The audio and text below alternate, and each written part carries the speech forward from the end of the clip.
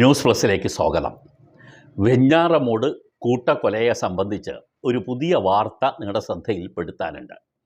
ഇപ്പോൾ അഫാൻ എന്ന് പറയുന്ന ഏക പ്രതി 5 കൊലപാതകങ്ങൾ 6 മണിക്കൂറിനുള്ളിൽ നടത്തി നമ്മുടെ സംസ്ഥാനത്തെ ക്രൈം റെക്കോർഡിൽ 1-ാം സ്ഥാനത്ത് എത്തി നിൽക്കുന്ന ഒരു വ്യക്തിയാണ്. അതിൻ്റെ സമയദൈർഘ്യവും അതുപോലെ കാണിച്ച ക്രൂരതയും ഒക്കെ തന്നെ അഫാനെ ക്രൈം റെക്കോർഡ്സിലെ ഒരു പ്രധാന വ്യക്തിയായി മാറ്റിയിട്ടുണ്ട്.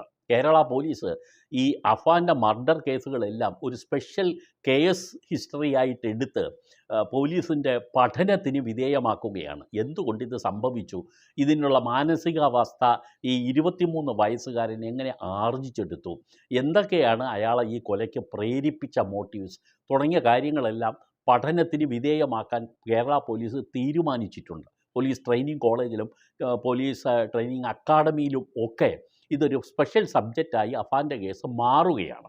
അതവിടെ നിൽക്കട്ടെ, നമുക്ക് ഇപ്പോൾ വന്നിരിക്കുന്ന വാർത്ത നോക്കാം. ഈ കേസുകൾ 3 പോലീസ് സ്റ്റേഷൻ കേന്ദ്രീകരിച്ചിട്ടാണ് അഫാൻ്റെ മർഡർ കേസുകളുടെ അന്വേഷണം നടന്നത്. ഇപ്പോൾ ഈ കുറ്റപത്രം സമർപ്പിക്കുന്നതിന് വേണ്ടിയുള്ള നീക്കങ്ങൾ ആരംഭിച്ചിട്ടുണ്ട്. അതിൻ്റെ അവസാന ഘട്ടത്തിൽ പാങ്ങോട് പോലീസ് സ്റ്റേഷനാണ് എത്തി നിൽക്കുന്നത്. പാങ്ങോട് പോലീസ് അവരുടെ അന്വേഷണത്തിൻ്റെ ഭാഗമായി കിട്ടിയ എല്ലാ തെളിവുകളുടെയും അടിസ്ഥാനത്തിൽ കുറ്റപത്രം തയ്യാറാക്കിയിട്ടുണ്ട്. ഇതിൽ യഥാർത്ഥത്തിൽ സംഭവിച്ച ഒരു പ്രോസിക്യൂഷൻ്റെ ഭാഗത്തു നിന്നും പ്രോസിക്യൂഷന് വരുന്ന ഏറ്റവും വലിയ ചുമതല ഇതിന് ദൃക്സാക്ഷികൾ ഇല്ലാത്ത ഒരു കേസാണ്. 5 കൊലപാതകങ്ങൾ നടത്തി 6ാമത് നടത്തുന്നതിൽ ഈ അഫാൻ പരാജയപ്പെട്ടു. ഉമ്മയെ കൊലപ്പെടുത്താൻ തന്നെയാണ് തീരുമാനിച്ച് അയാൾ ആദ്യം ഷാളുകൊണ്ട് കഴുത്തിന് മുറുക്കിയതും 2ാമത് തലക്കടിച്ചതും ഒക്കെ. പക്ഷേ അവർ ഈ മരിക്കുന്നതിന് മുമ്പ് പോലീസ് ആ വീട്ടിൽ എത്തിയതുകൊണ്ട് അവരെ രക്ഷപ്പെടുത്തി ഹോസ്പിറ്റലിൽ എത്തിക്കാൻ കഴിഞ്ഞു. ബാക്കിയുള്ള മർഡർ കേസുകളിൽ ഒന്നും തന്നെ ഒരു ദൃക്സാക്ഷിയുമില്ല, ആരും ഐ വിറ്റ്നസ് ആയിട്ട് ഇല്ല. അപ്പോൾ സാഹചര്യ തെളിവുകളും ശാസ്ത്രീയ തെളിവുകളെയും അടിസ്ഥാനപ്പെടുത്തിയാണ് പ്രോസിക്യൂഷൻ ഇപ്പോൾ നീങ്ങാൻ പോകുന്നത്. പ്രാഥമികമായി പോലീസിൻ്റെ കുറ്റപത്രം കോടതിയിൽ എത്താൻ പോവുകയാണ്. ഈ ആഴ്ച തന്നെ ആ കുറ്റപത്രം സമർപ്പിക്കപ്പെടും എന്നുള്ളതാണ് മനസ്സിലാക്കാൻ കഴിയുന്നത്. പാങ്ങോട് പോലീസ് സ്റ്റേഷനാണ് ആദ്യമായി ഇത് ചെയ്യുന്നത്. അപ്പോൾ ഇങ്ങനെ അവർ ചെയ്യുന്നതിന് വേണ്ടി തയ്യാറാക്കിയ കുറ്റപത്രത്തിൽ സാക്ഷിയായി 1-ാം സാക്ഷിയായി വെച്ചിരിക്കുന്നത്, ഓർക്കണം, സാക്ഷി വിറ്റ്നസ് ആയി വെച്ചിരിക്കുന്നത് അഫാൻ്റെ ഉമ്മയെ തന്നെയാണ്. ഷെമി എന്ന് പറയുന്ന അഫാൻ്റെ ഉമ്മയാണ് മകൻ്റെ കൊലപാതകത്തിൻ്റെ കേസിൻ്റെ 1-ാമത്തെ സാക്ഷി. അതുകൊണ്ട് പോലീസ് കൃത്യമായും അവരുടെ മനോനില ശരിയായി വരുന്നത് വരെ, ആദ്യം ശാരീരിക പ്രശ്നമായിരുന്നു, കാരണം തലക്കടിയേറ്റ് അബോധാവസ്ഥയിലായിരുന്നു, പിന്നെ ബോധാവസ്ഥയിലേക്ക് വന്നു, പിന്നെ ട്രീറ്റ്മെൻറ്റ് കൊണ്ട് അവർ നോർമലായി. പക്ഷേ അപ്പോഴും മാനസികമായ വിഭ്രാന്തി അവർക്കുണ്ടായിരുന്നു. നല്ലൊരു ശരിക്കും പറഞ്ഞാൽ ഒരു 90% മരണത്തിലേക്ക് പോയൊരു സ്ത്രീയാണ്. ബാക്കി അവശേഷിച്ച 10% കൊണ്ട് ട്രീറ്റ്മെൻറ്റ് മുഖേന ജീവിതത്തിലേക്ക് തിരിച്ചു വന്നത്. അവർക്കിപ്പോഴും കാലുകളിൽ അവർക്ക് വിറയലുണ്ട്. ചില കാര്യങ്ങൾക്ക് ഇപ്പോഴും അവർക്ക് വ്യക്തമായി ഓർത്തെടുക്കാൻ കഴിയുന്നില്ല. അതെല്ലാം ഈ അടിയേറ്റത് കൊണ്ടുണ്ടായ പ്രശ്നങ്ങളായിരുന്നു. ആദ്യം നമ്മളൊക്കെ കരുതിയത് അവർ മകനെ രക്ഷപ്പെടുത്താൻ വേണ്ടി ആദ്യം ചില കാര്യങ്ങൾ പോലീസിനോട് മൊഴി മാറ്റി പറഞ്ഞു.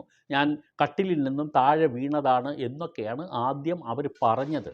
സ്വാഭാവികമായും ഒരു മാതാവിന് തൻ്റെ മകനെ കുറ്റത്തിൽ നിന്നും, തന്നോട് ചെയ്തതാണെങ്കിലും ആ കുറ്റത്തിൽ നിന്ന് മകനെ രക്ഷപ്പെടുത്താൻ വേണ്ടി പരമാവധി അവർ ചിലപ്പോൾ കള്ളം പറഞ്ഞു എന്ന് വരാം. അങ്ങനെ വന്നതാണ്. പക്ഷേ ഈ കള്ളം പറയുമ്പോഴും ബാക്കി 5 പേരെ, സ്വന്തം ഇളയ മകനെ വരെ കൊന്ന വിവരം ഈ മാതാവ് അറിഞ്ഞിരുന്നില്ല. ആ ഇളയ മകൻ എവിടെ എന്ന് ചോദിക്കുമ്പോൾ ഭർത്താവ് ഉൾപ്പെടെയുള്ള ആളുകൾ പറഞ്ഞത് അയാൾ ബന്ധു വീട്ടിൽ നിൽക്കുന്നു, അദ്ദേഹം ഇപ്പോൾ ഈ വീട്ടിലേക്ക് വരാൻ ആ പയ്യന് വീട്ടിലുള്ള ആശുപത്രിയിൽ വന്ന് ഉമ്മയെ കാണാൻ പേടിയാണ്, സങ്കടമാണ്, വിഷമമാണ്, അതുകൊണ്ട് കൊണ്ടുവന്നില്ല എന്നാണ് ഷെമിയെ പറഞ്ഞു ബോധ്യപ്പെടുത്തിക്കൊണ്ടിരുന്നത്. പിന്നീട് യഥാർത്ഥത്തിൽ ഒരു 10 ദിവസങ്ങളൊക്കെ കഴിഞ്ഞതിന് ശേഷം അവർ നോർമലായെന്ന് തോന്നിയപ്പോഴാണ് അഫാൻ്റെ പിതാവ് ഗൾഫിൽ നിന്നും എത്തിയ റഹീം സ്വന്തം ഭാര്യയോട് പതിയെ ഡോക്ടർമാരുടെ സാന്നിധ്യത്തിൽ മറ്റു കൊലപാതകങ്ങളെക്കുറിച്ച് പറഞ്ഞതും. അത് കേട്ട ഈ സ്ത്രീയുടെ അവസ്ഥ നിങ്ങൾക്ക് മനസ്സിലാകും. തന്നെ മാത്രമല്ല ബാക്കി 5 പേരെ കൂടി ഇയാൾ കൊലപ്പെടുത്തി കഴിഞ്ഞു.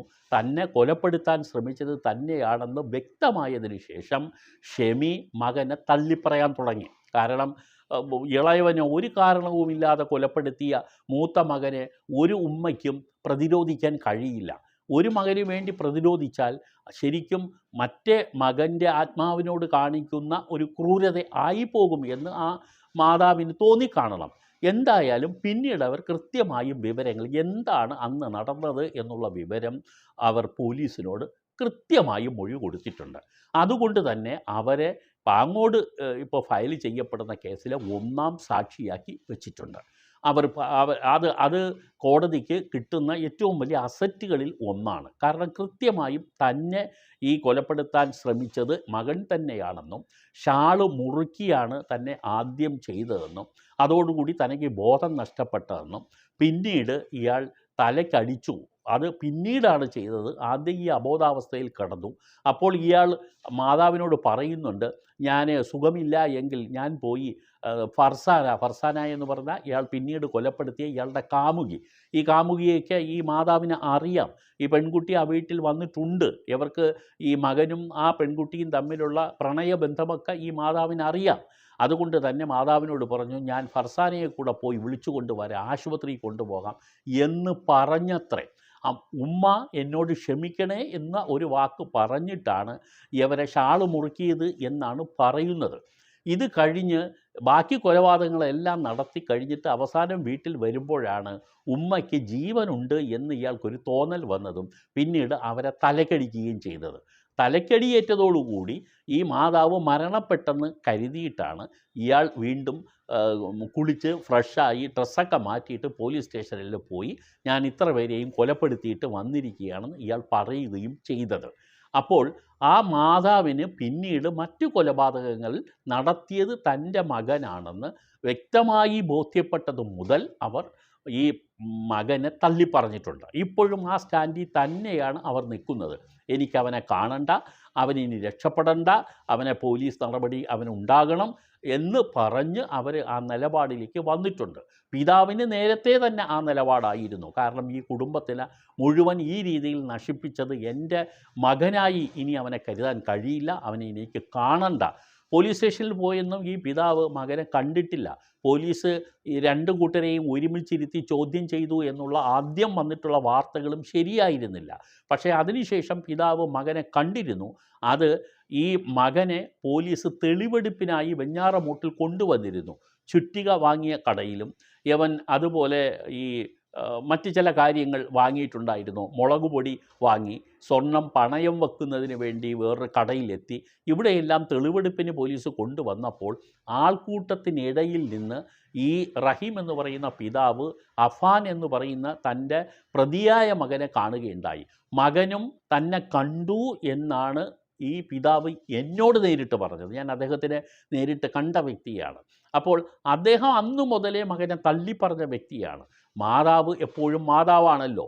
ആദ്യം തന്നെ കൊന്നത് മകനാണെന്ന് പറയാതെ അവനെ രക്ഷപ്പെടുത്താൻ ആ സ്ത്രീ ശ്രമിച്ചു. പക്ഷേ ബാക്കി കൊലപാതകങ്ങൾ നടന്നപ്പോൾ അവർ സത്യാവസ്ഥ മനസ്സിലാക്കിയപ്പോൾ അവർ മകനെതിരെയുള്ള സ്റ്റാൻഡ് എടുത്തു. അതുകൊണ്ട് തന്നെ അവരെ 1-ാം സാക്ഷി ആക്കിയിട്ടുണ്ട്. ഇനി കോടതിയിൽ അവർ മൊഴി മാറ്റി പറയുമോ എന്നറിയില്ല. മാറ്റി പറയാൻ കഴിയില്ല. കാരണം താൻ ഇത് ചെയ്തു എന്ന് പ്രതി തന്നെ സമ്മതിക്കുന്നു. അങ്ങനെ ആ പ്രതി ചെയ്തു എന്ന് പറഞ്ഞു കഴിഞ്ഞാൽ തീർച്ചയായും സാക്ഷിക്ക് മൊഴി മാറ്റേണ്ടതില്ല. പിന്നെ ആര് തന്നെ ഇത് ചെയ്തു എന്ന് ചോദിച്ചാൽ എന്ത് മറുപടി കോടതി പറയും? എനിക്കറിയില്ല, എനിക്ക് ഒന്നും ഓർമ്മയില്ലായിരുന്നു എന്ന് പറഞ്ഞ് ഒഴിയാൻ കഴിയുമോ? കാരണം എങ്കിൽ പോലീസിന് എന്തുകൊണ്ട് മൊഴി കൊടുത്തു? അങ്ങനെയാണെങ്കിൽ രക്ഷപ്പെടാൻ വേണ്ടി അവർക്ക് പറയാൻ പോലീസ് നിർബന്ധിച്ചതുകൊണ്ട് ഞാൻ പറഞ്ഞതാണ് എന്ന് പറയാം. അതാണ് സാധാരണ മിക്കവാറും സാക്ഷികളൊക്കെ കോടതിയിൽ കൂറുമാറുന്നത് ഇങ്ങനെയാണ്. പോലീസ് നിർബന്ധിച്ചത് കൊണ്ട് ഞാൻ പറഞ്ഞതാണ് എന്ന് പറയാം. പക്ഷേ ഇവിടെ പോലീസിന് അങ്ങനെ ഒരു ഇതിൽ നിർത്താൻ ഈ ഷെമിയെപ്പോലുള്ള ഒരു സ്ത്രീ തയ്യാറാവും എന്ന് എനിക്ക് തോന്നുന്നില്ല. എന്തായാലും കേസ് കോടതിയിൽ വരുമ്പോൾ അറിയാം അഫാന് വേണ്ടി അഭിഭാഷകൻ ഹാജരാകുന്നുണ്ടോ, അതോ കോടതി തന്നെ അയാളോട് ചോദിച്ചിട്ട് അഭിഭാഷകനെ നിയോഗിക്കുമോ. അങ്ങനെ കോടതി ചെയ്യാറുണ്ട്. പ്രതിയോട് ചോദിക്കും, നിങ്ങൾക്ക് അഭിഭാഷകൻ്റെ സേവനം വേണോ എന്ന് ചോദിക്കാറുണ്ട്. വേണം എന്ന് പറഞ്ഞാൽ ഈ സോഷ്യൽ സർവീസ് സൊസൈറ്റി ഉണ്ട്, അത് ലീഗൽ സൊസൈറ്റി, അവരിൽ നിന്നും അവരുടെ പാനലിൽപ്പെട്ട ഒരു അഡ്വക്കേറ്റിനെ നിയോഗിച്ച് കൊടുക്കുകയും ചെയ്യും. അത് സ്വാഭാവികമായും സംഭവിക്കുന്നതാണ്. നമ്മുടെ ആളൂര് ജീവിച്ചിരുന്നെങ്കിൽ ആളൂര് എത്തി ഇത് ഏറ്റെടുക്കുമായിരുന്നോ എന്നുള്ളത് കൗതുകകരമായ ഒരു ചോദ്യമാണ്. ഈ ചാനൽ മുൻപ് എപ്പിസോഡിൽ അക്കാര്യം ഡിസ്കസ് ചെയ്തിരുന്നു. എന്തായാലും ഇപ്പോൾ അതിനെക്കുറിച്ച് നമുക്കിനി ഡിസ്കസ് ചെയ്യേണ്ടതില്ല. ആളൂര് കടന്നുപോയി. ആ ചാപ്റ്റർ കേരളത്തിൽ നിന്നും ക്ലോസ് ചെയ്യപ്പെട്ടു പോയ ഒരു ചാപ്റ്ററാണ്. എന്തായാലും ഇന്ന് പങ്കുവെക്കുന്ന വിവരം ഇതാണ്. സാക്ഷി മകൻ കൊലപാതകി, മകൻ പ്രതി, ഉമ്മ ഒന്നാം സാക്ഷി. മകനെതിരെ പറയാൻ ഉമ്മ ഒന്നാം സാക്ഷിയാണ്. തൻ്റെ കാര്യം മാത്രമേ അവർക്കും പറയാൻ കഴിയൂ. ബാക്കി ആരെ കൊന്നതും അവർ കണ്ടിട്ടില്ല. തനിക്ക് നേരെ ചെയ്തതൊക്കെ അവർക്ക് പറയാൻ പറ്റും. ഇതിനിടയ്ക്ക് മറ്റുള്ളവരെ കൊലപ്പെടുത്തി എന്നുള്ള വിവരം തന്നോട് പറഞ്ഞിട്ടുണ്ടോ എന്നുള്ള വിവരം അവർ ഇതുവരെ പറഞ്ഞിട്ടില്ല. അങ്ങനെ ഈ പ്രതി പിന്നീട് ഉമ്മയോട് പറഞ്ഞിരിക്കാൻ വഴിയുമില്ല. ഇടയ്ക്ക് അവർ പറയുന്നുണ്ടായിരുന്നു, ഞാൻ മകനെ ഇളയവനെ സ്കൂളിൽ അയക്കാൻ വേണ്ടി താഴേക്ക് പോയതിന് ശേഷം തിരിച്ചു വന്നപ്പോൾ ഞാൻ നേരത്തെ ഇട്ട് വച്ചിരുന്ന ചായ ടേബിളിൽ ഇരിപ്പുണ്ടായിരുന്നു, അതെടുത്ത് കുടിച്ചതിന് ശേഷം എനിക്ക് ശരിക്കും ഒരു തലകറക്കം ഫീൽ ചെയ്തു. ഞാൻ അങ്ങനെ തലകറങ്ങി ഇരുന്നു. അപ്പോഴാണ് അമ്മയ്ക്ക് സുഖമില്ല എങ്കിൽ ഞാൻ ഫർസാനയെ വിളിച്ചുകൊണ്ടുവരാമെന്ന് മകൻ പറഞ്ഞത്. അത് ഓർമ്മയിൽ നിന്നാണ് ഇവർ പറയുന്നത്. പിന്നും മകൻ പിറകിൽ നിന്നൊരു ഷാളിട്ട് മുറുക്കിയതുപോലെ അവ്യക്തമായി ഞാൻ കണ്ടു. പിന്നെ ഞാൻ കണ്ണു തുറക്കുന്നത് പോലീസ് വന്നപ്പോഴാണ്. അതിൻ്റെ സമയവും അവർ പറയുന്നത് 2 മണിക്ക് പോലീസ് വന്നപ്പോഴാണ്. ജനലിൽ തട്ടി തുറക്കുമ്പോഴാണ് ഞാൻ ആ ഒച്ച കേട്ട് ഒന്ന് അനങ്ങിയത് എന്നുള്ളതാണ്.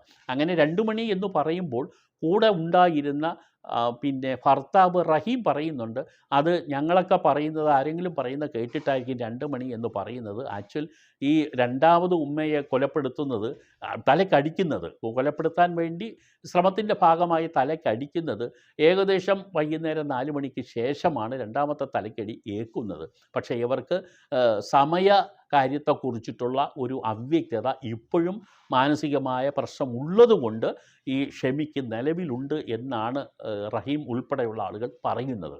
ഇനി കോടതിയിൽ ഇത് വരുമ്പോൾ ഇതിൻ്റെ ബാക്കി ഭാഗങ്ങൾ നമുക്ക് കാണാം.